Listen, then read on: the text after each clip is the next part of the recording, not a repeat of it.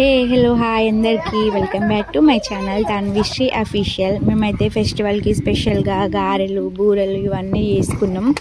ఇంకా ఫెస్టివల్ అంటే పిండి వంటలు లేకపోతే ఎలా చెప్పండి.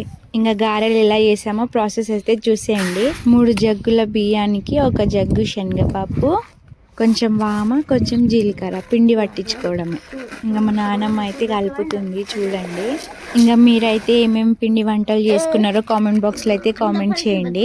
ఇంకా మేమైతే ఎక్కువ గారెలే చేస్తాం, ఎందుకో మేము అవే తింటాం ఎక్కువ, మాకు అందరికి అవే ఇష్టం. ఇంకా గారెలను అయితే ఛాయలు వేసుకొని తినడం అయితే నా ఫేవరెట్ అసలు. ఇంకైతే మా అమ్మ అయితే స్టార్ట్ చేసింది చూడండి. కట్టెల పొయ్యి మీద వేసినాం, అంతా బాగా అంటే బాగా వచ్చినాయి. ఇంకా నెక్స్ట్ వచ్చేసి అప్పలు కూడా వేసినాం.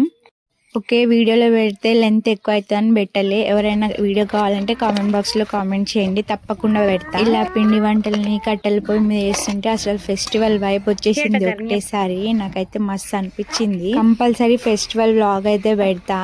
ఇంకా మా బాబు అయితే కైట్లు అయితే తెగ ఎగిరేస్తుండు.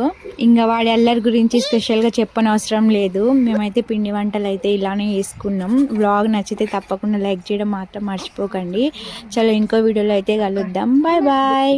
అయ్యో చెప్పడం మర్చిపోయా, ఇలాంటి వీడియోలు కావాలంటే తప్పనిసరి మీరు చేయాల్సింది ఒకటే పని, సబ్స్క్రైబ్ చేసుకోండి ప్లీజ్.